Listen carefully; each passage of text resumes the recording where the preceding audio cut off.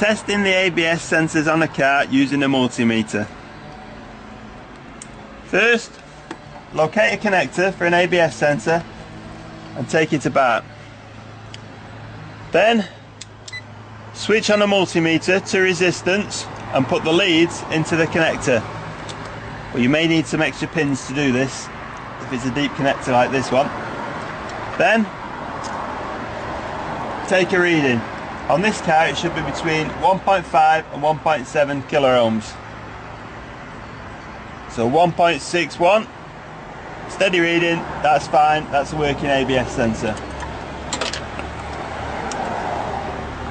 You can also test ABS sensors that are not fitted to the car.